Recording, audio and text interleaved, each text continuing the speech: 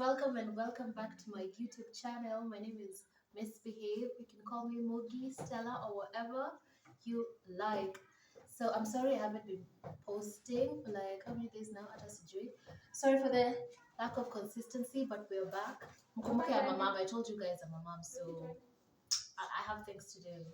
So today I'm with a friend. I don't want to call her my best friend. She's probably cheating on me with another best friend.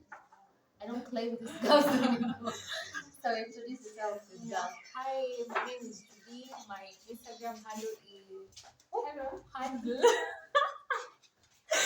It's Wanjiki Money. Yeah, it's a pleasure to meet you all and subscribe. So guys, I came with her today because I provide her insight, her perspective on what we're going to talk about today.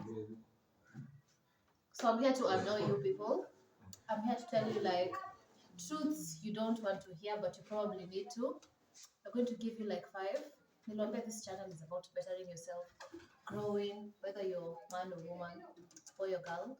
It's time to like level up a bit, enjoy what to do with your life. So, number 1, no one is coming to save you. Ni wewe peke yako, you can determine the course that your life is going to take. Like you're the only person who is in charge of your affairs. You're the only person who is in charge of when you're in charge of how your life is going to turn out based on the decisions you're making. So, Jody, what do you think of this point? Yeah, it's true. Alafu when you wait for people to save you, it's like in another world. You're giving them your freedom, basically. Like if someone is the one taking care of everything for you, basically you have no freedom. So yeah, that's true. So, for example, let's say you're a lady. Ndio kwe an assertive person, ndio kwe discerning, ndio kwe mtu mwenye ako in charge of how they're like meaning their life. Unafaa to make sure that your independence, your whatever is in your hands. Haiko decided by the relationships you're in. Haiko decided by the kind of friends you have. Haiko decided who you're with, what your friends are doing. Yani, your independence should be intact regardless of the people in your life, regardless of the people you're dating, regardless of haifai kuwa shaken by anything that is going on in your life. Everything else inafaa to come. Everything else should be a shadow of what you're doing. Everything should just come from within you. So yes, if you're waiting for someone to save you, no one is coming. Kama umekuwa ukingoja ku start a business, kama umekuwa ukingoja ku start that channel, like maybe we have been waiting to start for 50 years. Just do it. Start with what you have. Wewe tu you are wewe tu utajisaidia. Number 2, you are probably in your comfort zone. You should push yourself harder always. To add on to that, like a lot of us don't call ourselves out for bullshit. We don't like unajiweka tu kwa comfort. You know you're in your comfort zone, but you're like, I'm 20. Life's good. Yeah, I'm 20. Oh, I'm 23. Oh, sijui nini. Push harder, my friend.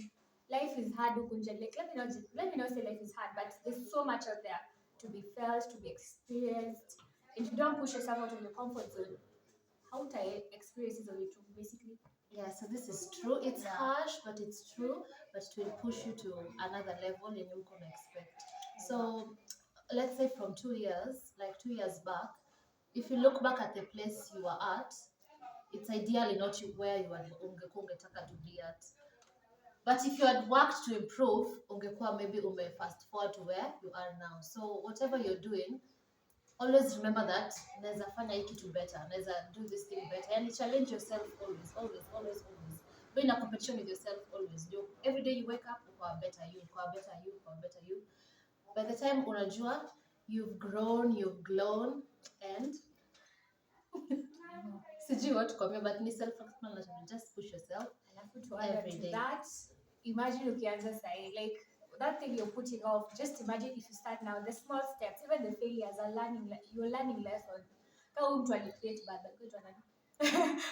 Alicreate tu. Huyu mwenye alitengeneza bad, like this guy failed like 1,000 times, as in he found like 1,000 different ways of doing something. Hey, was that true? Lakini I feel like you kweli.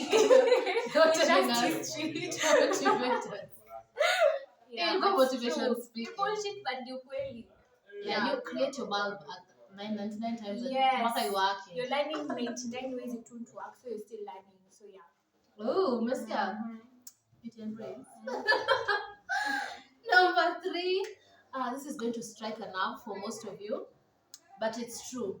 Your parents or your guardians' relationship will create a view on how you maneuver your relationships. It affected how you move in your relationship. So what does this mean? This means, let's say you grew up in a home with a single mom. Let's say you grew up in a home with both parents, but they were kind of, toxic. No one wants to admit the faults of their parents. But you see how your mom and your dad were, it shaped how you view relationships. That's why unasikianga some experts wakisema like ati men look for moms in the ladies they're dating, and women look for that dad figure in the men they're trying to like date. So ukiangalia like deep point kama hii ni a truth yenye watu wengi watakangi kuagree to. So what you saw at home will affect what you'll do later in life in your relationship, unless uko self-aware na umefanya the work that needs to be done ndio ukuwe your own individual as a person. But kama una move tu na life, kama unasonga tu na life venye ina move, you'll probably create the kind of home you saw at your home or wherever you grew up.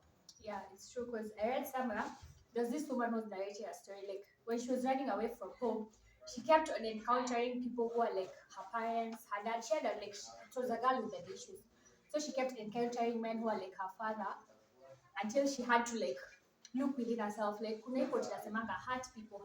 Like if you got a childhood trauma, if you do not address it, utai-replay kwa relationships zako, you will attract hizo vitu una load. Unaweza fikiria at this point I hate this about my parents, but when you get out there na ujasolve hizo vitu, you will attract that. So you have to like constantly introspect, sit down with yourself, understand challenge trauma yako. Like, one thing I learned, trauma is not something. When some people feel like trauma at you grew up in an abusive environment, maybe your mom wasn't affectionate enough.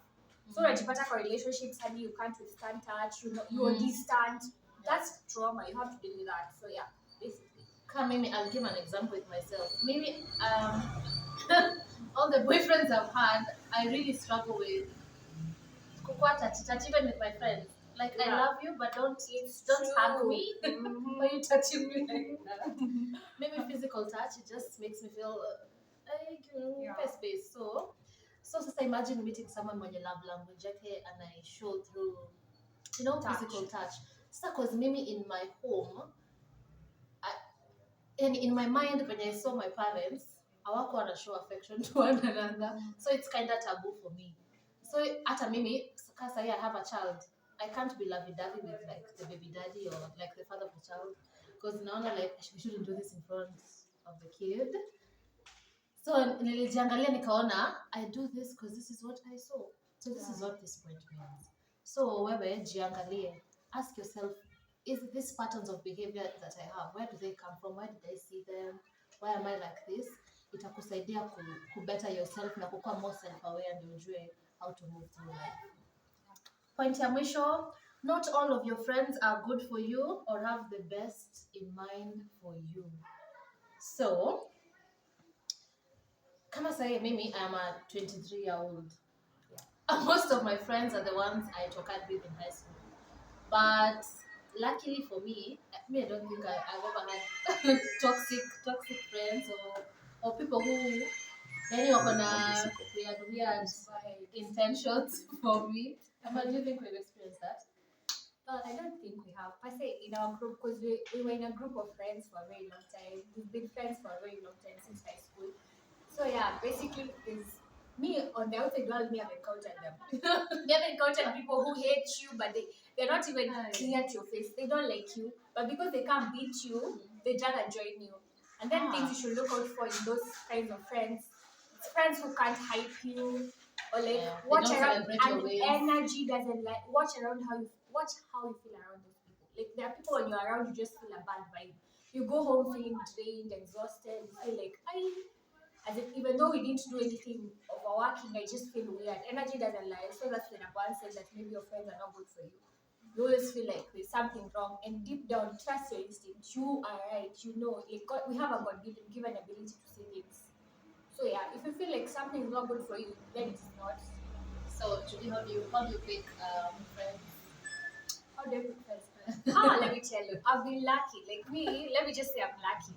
But first of all, I'm an introvert, so yeah, making friends for me is usually really hard. Because after high school, I struggled with making friends outside of high school. But in high school, the fact that this girl was my guest mate, most of my friends I were just wasn't. people. I was. Yeah, yeah. I was.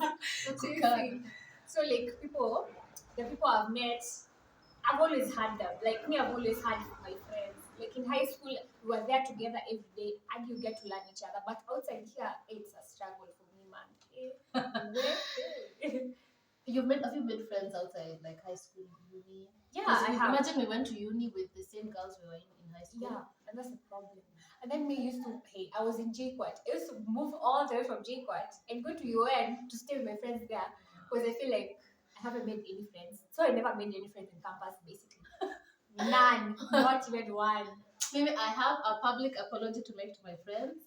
I am sorry I fell in love and left you guys. I fell in love and dropped all of my friends. It's true. Chana, Please come back. Come back, She my was friends. getting it. I need my friends back. Where? I need my friends back personally because huku nje, I don't hard. trust these girls who are friends. But they're good women. Yeah.